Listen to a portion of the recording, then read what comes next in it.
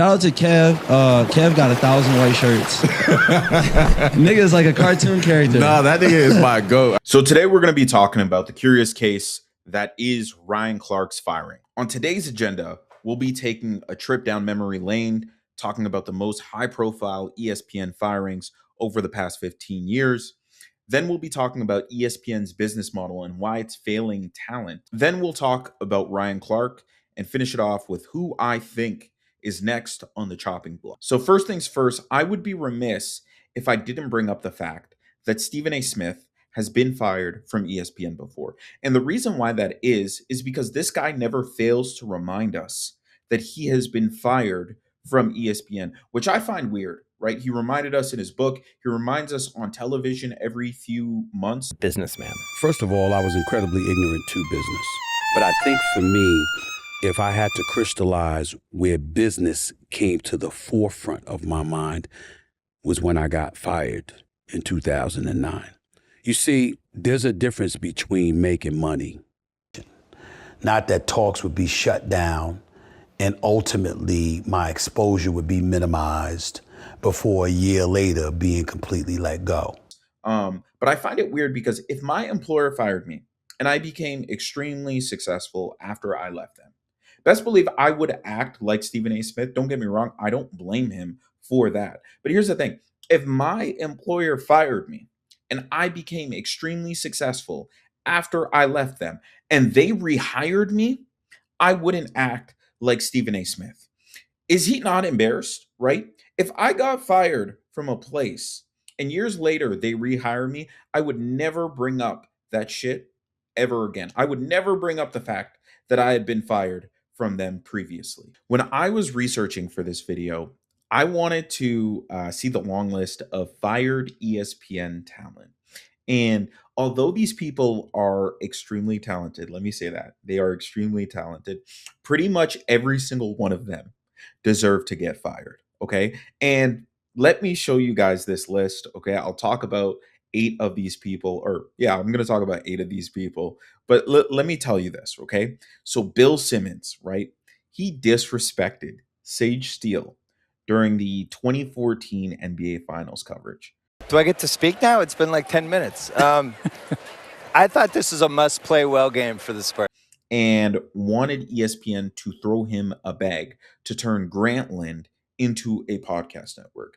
I just want to say that this was a bad business move from ESPN because The Ringer is what Simmons wanted to make Grantland, right? And The Ringer has been extremely successful since its launch, but this was a ridiculous ask in 2016.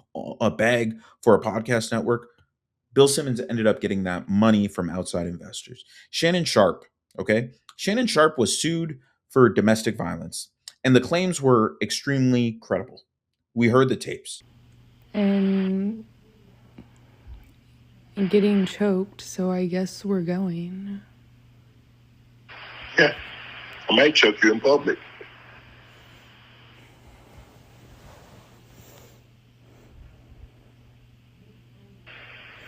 Big black guy chokes small white woman.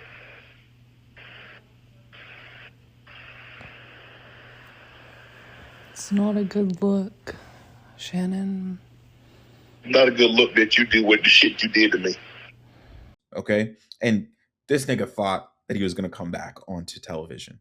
Incredible, right? Paul Pierce live streamed himself getting lap dances from strippers on Instagram Live. Your employer is Disney, my guy. Jeff Van Gundy had been complaining for years that he wanted to return to coaching. So ESPN did him a favor and they fired his ass, right? Jalen Rose dated, married, divorced his coworker in a matter of 4 years. And he truly wasn't the same after Jalen and Jacoby got canceled. Cam Newton. Let me tell you about Cam Newton, okay? I've made videos about Cam Newton previously. Cam Newton has a show called Freaky Fridays and a podcast where his most notable guests, recent notable guests, are Natalie Nunn, Saucy Santana, and Ray J. And here's the thing. All these were credible firings, right? But Ryan Clark's, this one right here, legitimately does not make any sense. I think in order to understand ESPN layoffs, you have to understand the traditional sports media business formula, which is ad revenue plus premium live sports plus cable affiliate fees minus cheap media rights deals, which leads to a boatload of money, right? Back up the Brinks truck. But here's the thing, streaming completely ruined that shit. And the reason why is these two guys, Jeff Bezos and Reed Hastings, the founders of Amazon and Netflix. Back in the 2010s, when league media rights deals were being negotiated, it was rumored that Netflix and Amazon Prime had failed bids for the NFL and NBA media rights. But their sheer presence raised the price of the annual payouts of the deals to the leagues. Gone are the days where the NBA was receiving 300 million annually from ESPN, Fox, and TNT. Now they're paying the leagues over $1 billion annually. That's over three times what they were getting. Also, what you have to understand is the layoffs did not happen as frequently as they do now. The time between Bill Simmons getting fired and Jalen Rose getting fired was actually a massive amount of time. To put this into perspective, I'll use Evan Turner as a case study. This was his contract as a result of the new media rights deal in 2016. 4 years, 70 million. His kids will be living off this money. Most NBA contracts are generational wealth, but 70 million goes beyond just generations. Here is what Evan Turner would have made under the old media rights deal pre 2016. He paid more in taxes on his real deal than he would have earned on the old media rights deal. So why does streaming matter? Okay? Because it completely changed the business model. Now the business model is ad revenue plus streaming subscription revenue minus expensive media rights deals. Three things have changed for ESPN. One, the media rights deals are not a lucrative endeavor anymore. Okay? These were cheap deals for ESPN historically. Now they're expensive. Two, they can't monetize premium live sporting events anymore because Amazon Prime and Netflix are outbidding them. Gone are the days where you will see ESPN WrestleMania coverage. That is now baked into our Netflix subscriptions. Three, cable affiliate fees are not what they used to be.